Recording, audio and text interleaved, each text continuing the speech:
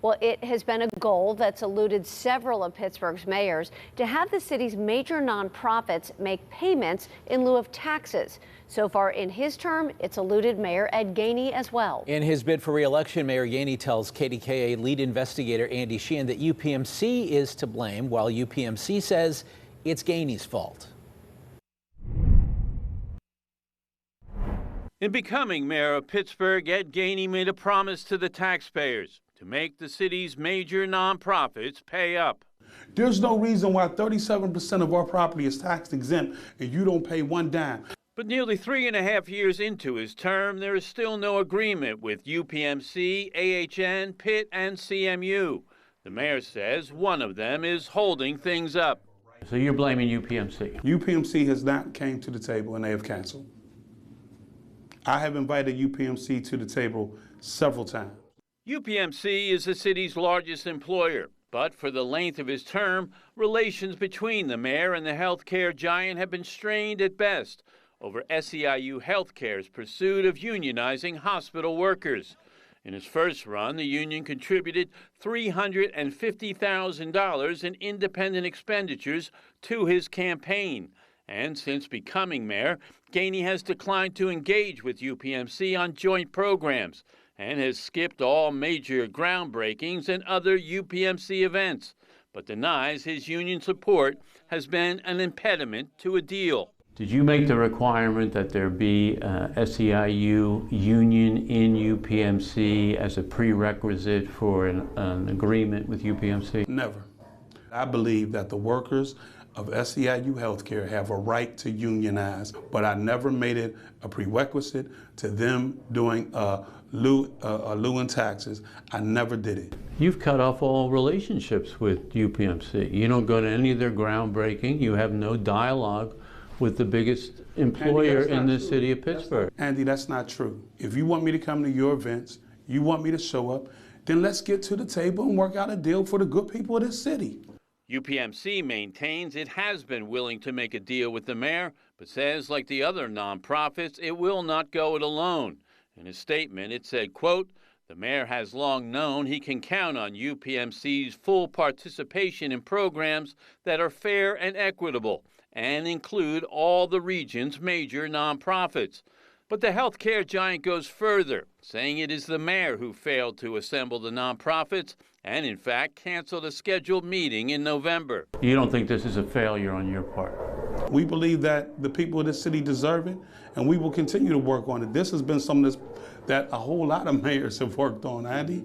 I'm not the first mayor to work on it, but I will be the one to get it done. But that is unlikely at this point, and the lack of a deal between the city and the nonprofits has become a major issue in the mayor's race. And coming up at 6, I'll speak with Corey O'Connor, the mayor's opponent in the upcoming Democratic primary, as the two candidates trade blows over the issue. Andy Sheehan, KDKA-TV News.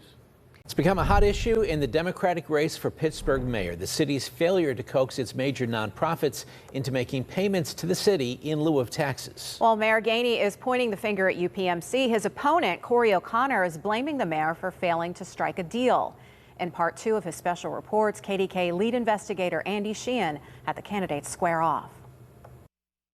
When he became mayor, Ed Gainey promised to make the city's major nonprofits pay up. But even now, in the last year of his term, there is still no agreement with Pitt, CMU, AHN, and UPMC, something his opponent, Corey O'Connor, has seized upon. You've had 3.5 years to sit down with all nonprofits in this city and come up with some type of pilot agreement that would help all of us in this region, and yet you failed to even organize a meeting. UPMC has not came to the table and they have canceled. Even though they're not required by law, each of the nonprofits has expressed a willingness to support the city in lieu of taxes, but none is willing to do it alone.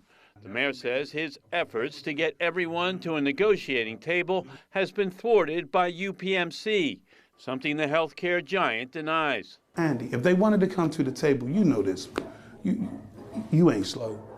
If they wanted to come to the table, they'd have been at the table. They don't want to come. So we got to take the long road. Without an agreement, the mayor has instead challenged the tax-exempt status of dozens of individual properties owned by UPMC and the other nonprofits. But the challenges have been largely unsuccessful.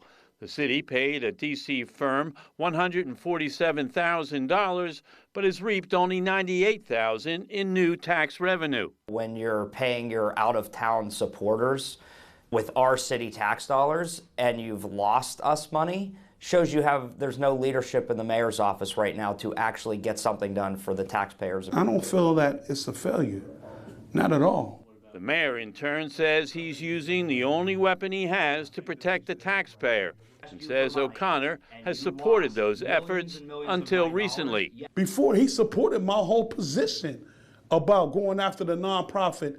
Then after 10 execs and board members start writing them checks to him, all of a sudden it changed. The Gainey campaign has cited about a dozen contributions to O'Connor from current and former UPMC executives, as well as some board members, accusing O'Connor of caving in to UPMC interests. The mayor wants cash from the nonprofits, while he says O'Connor will let them fund programs that reflect their values. My values are not in programs. My values are in the people of this city. My values is in the police. My values is in fire. My values is in EMS. I'm willing to have a pilot that's going to support our residents, whether it's rec centers, whether it's buying new ambulances, whether it's putting into infrastructure, where this mayor wants to take your money and basically fill in the gaps for where he lost money over 3.5 years. Now, responding to the mayor's comments, UPMC said it is the mayor who has canceled sit-downs with the nonprofits, but UPMC and all the others say they're still willing to discuss an agreement with the city if or when a negotiation is arranged. Andy Sheehan, KDKA-TV News.